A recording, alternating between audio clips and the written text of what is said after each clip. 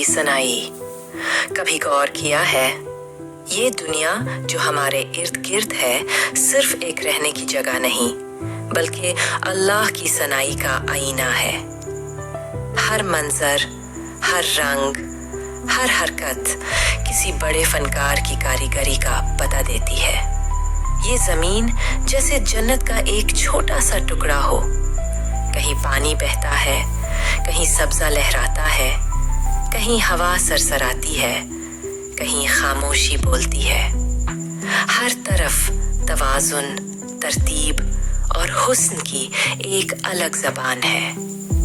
ये सब इत्तेफाक नहीं, बल्कि एक मकसद, एक पैगाम और एक निज़ाम का हिस्सा है, जिसे देखने के लिए दिल की आँख चाहिए। कौन है जो ये सब तख्लीक कर सकता है?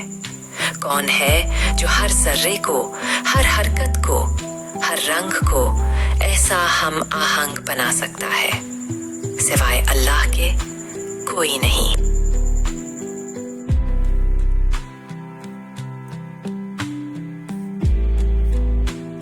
क्या हमने कभी सुना है खुदा की खामोश नात, जो हर दरख्त, हर बादल, हर मौज, हर रोशनी में कही जा रही है?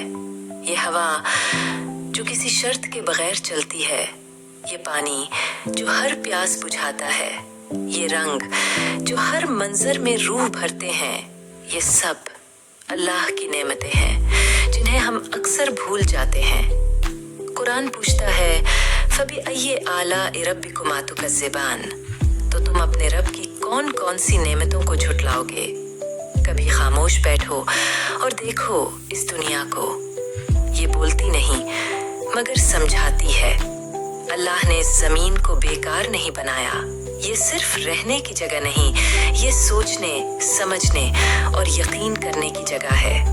ये दुनिया अल्लाह की निशानियों से भरी हुई किताब है, बस उसे पढ़ने वाला दिल चाहिए।